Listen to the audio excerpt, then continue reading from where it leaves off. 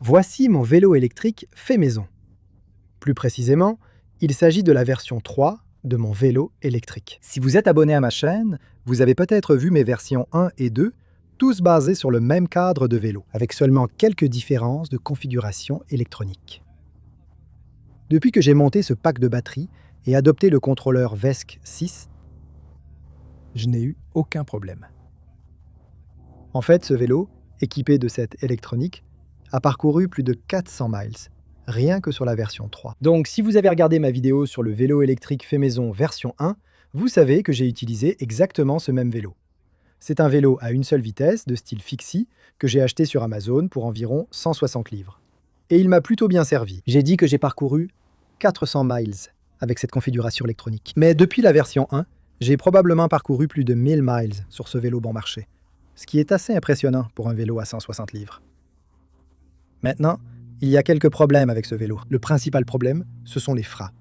Avoir des freins en V ou des freins sur jante sur un vélo à pédales qui peut atteindre entre 36 et 38 miles par heure, selon la charge de la batterie, cela ne fonctionne pas très bien. Les patins de frein s'usent en 2 semaines, si je l'utilise chaque jour. Freiner soudainement à 38 miles par heure et s'arrêter net, vous savez, en le faisant souvent sur de belles routes de campagne. Oui, les patins de frein ne durent pas très longtemps. Un autre problème, c'est que le vélo n'a aucune suspension. Donc là où j'habite, il y a pas mal de nids de poules et ce n'est pas, vous savez, une bonne idée de dévier sur la route pour éviter les nids de poules. Donc, la plupart du temps, je dois passer dessus. Et évidemment, ça secoue pas mal pour moi. Mais il m'est déjà arrivé d'exploser un pneu arrière en heurtant un nid de poule une fois. C'est assez frustrant, une suspension serait utile sur le vélo. Vous vous demandez sûrement comment les pièces imprimées en 3D ont résisté. Beaucoup m'ont demandé sur mes vidéos précédentes comment les pièces imprimées en 3D résistent après quelques mois. La poulie précédente était imprimée en 3D en plastique PLA. Le PLA a en fait très bien fonctionné, jusqu'à ce qu'il fasse environ -2 un jour en hiver et que je descende à trottoir, juste une petite chute, et le PLA était évidemment froid. Il était cassant et il s'est fissuré.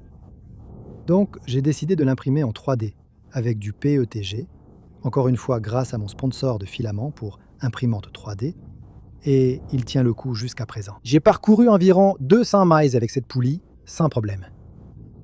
Vous vous demandez sûrement pourquoi je tiens le moteur électrique à la main au lieu de l'avoir monté sur le vélo. Eh bien, l'un des roulements principaux à l'intérieur du moteur a lâché, et comme c'est un moteur de qualité relativement basse, j'essayais de dévisser les boulons pour démonter le moteur et remplacer le roulement. Cependant, les têtes de boulons se sont tout simplement foirées et je n'ai pas pu démonter le moteur. Donc, en dernier recours, j'ai décidé de faire couler un peu d'huile à l'intérieur et d'essayer de lubrifier le roulement. Ce que cela a fait en réalité, c'est que l'huile a aussi coulé sur le cadre, ce qui a fait glisser le support moteur sur le tube du cadre. Donc, pour empêcher le moteur de glisser sur le cadre et de potentiellement aller dans les rayons de la roue, j'ai beaucoup resserré les boulons du moteur. Et ce que cela a fait, c'est écraser l'adaptateur en plastique imprimé en 3D qui le fixait sur le côté du cadre. Donc essentiellement, j'ai complètement abîmé le support moteur en lubrifiant le cadre. Maintenant, pour toutes les raisons que j'ai déjà mentionnées, par exemple les freins en V qui sont assez, vous savez, usure très rapide, et mauvais freinage, et aussi le fait d'avoir des pneus fins sans suspension. J'ai donc décidé d'acheter un nouveau vélo. Alors mettons ce vélo de côté.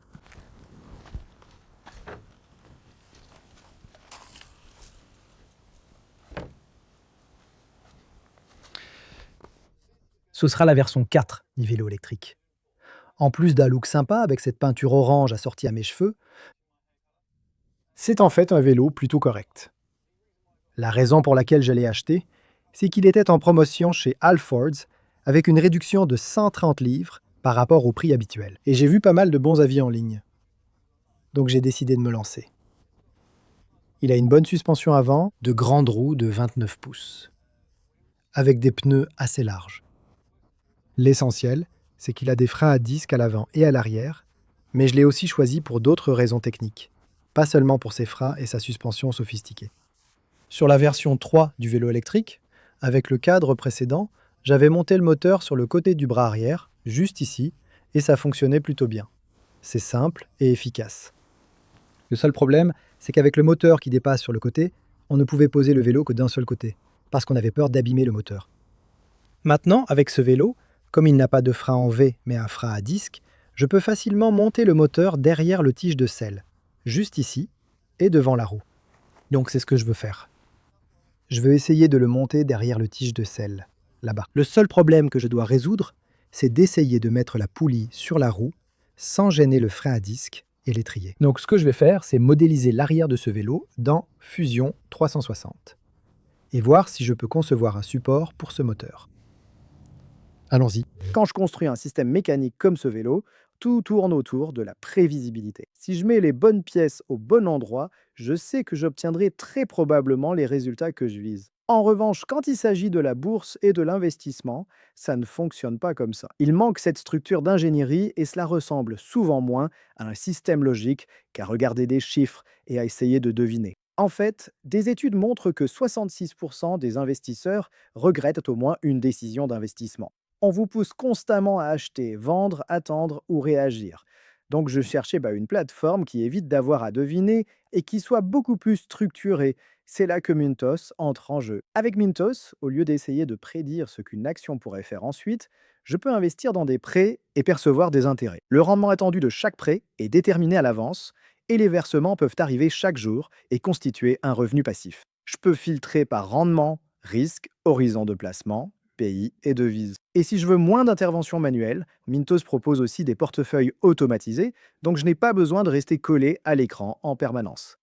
Le taux d'intérêt moyen actuel sur les prêts est de presque 11%, ce qui est un chiffre plutôt solide pour un revenu passif. Mintos est en activité depuis 2014, compte plus de 600 000 utilisateurs et est réglementé dans l'Union européenne en vertu de MiFID.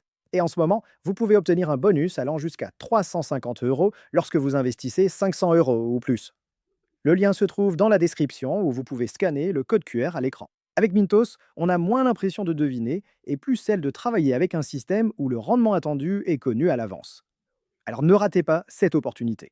Et maintenant, revenons à la vidéo.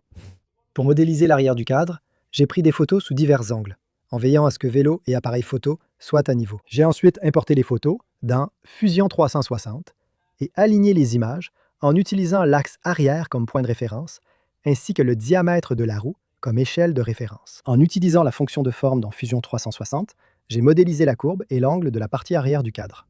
J'ai ensuite importé un modèle de roue de 29 pouces que j'ai trouvé sur grabcad.com pour vérifier l'échelle. Comme dit plus tôt, je veux mettre le moteur derrière la tige de selle, car cet endroit du vélo n'a ni frein sur jante, ni câble.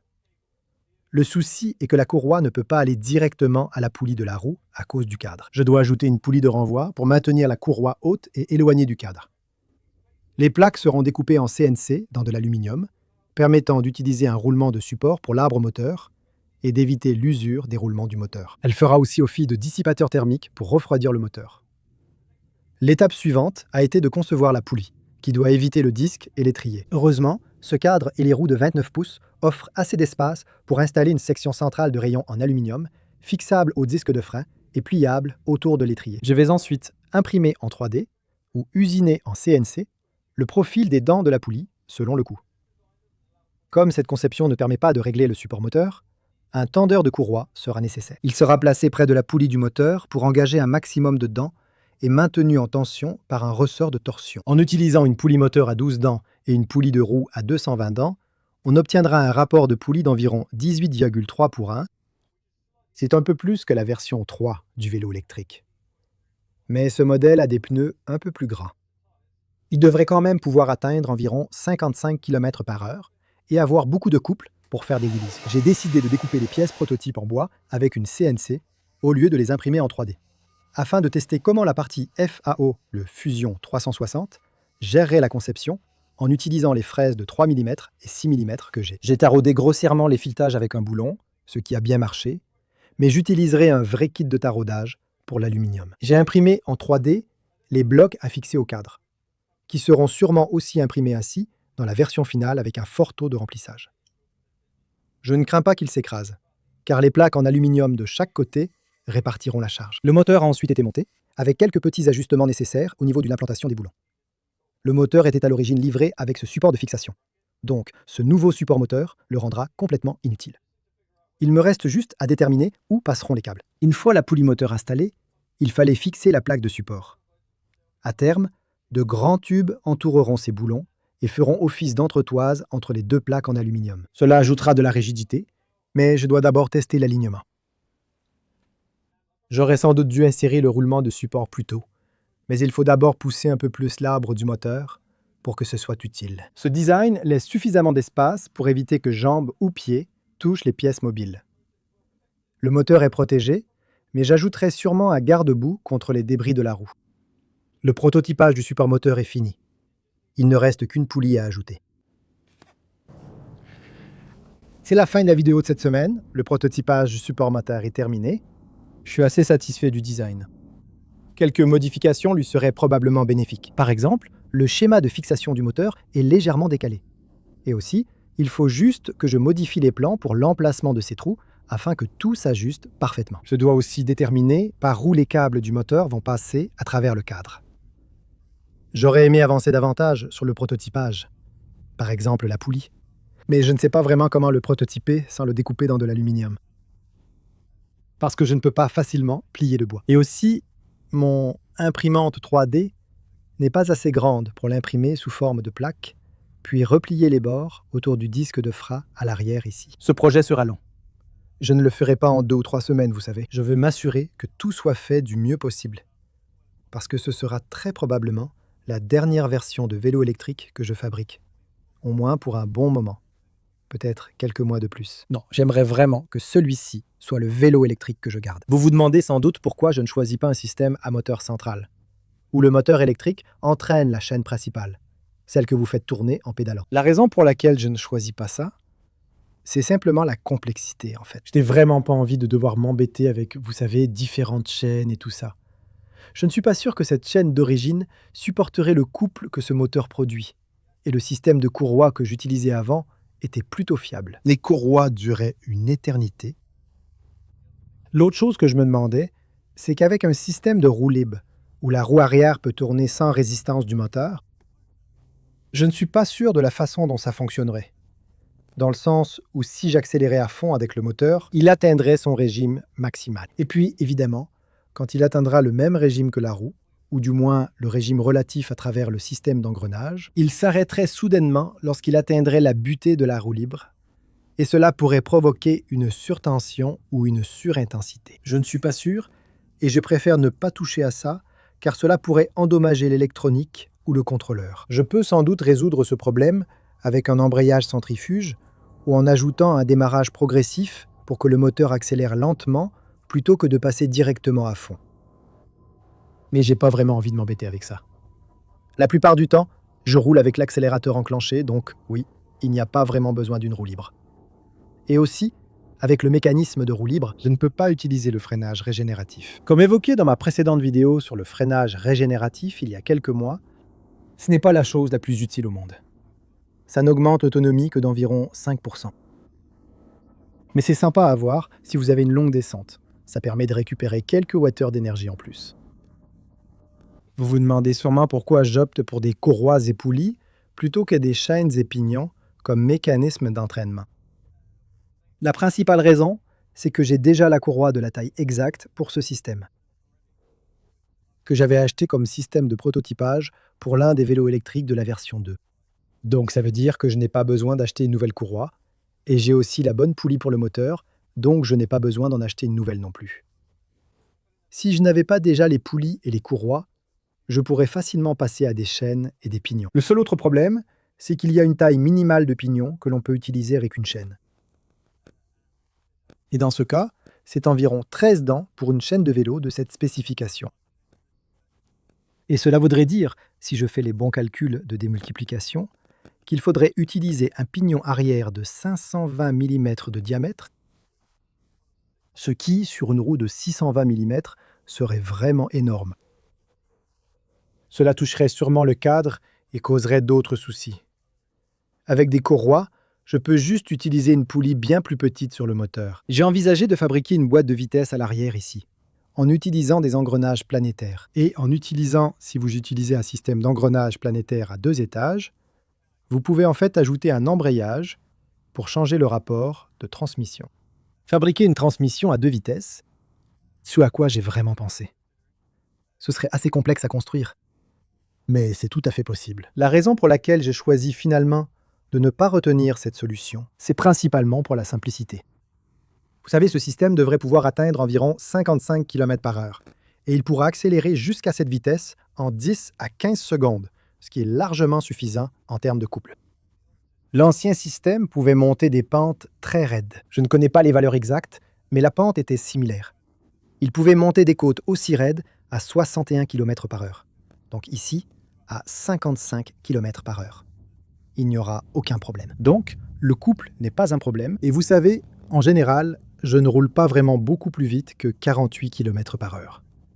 Parce qu'après, on commence à atteindre des vitesses de moto. Voilà, je souhaite simplement garder ce système très simple, mais simplement améliorer la fixation du moteur.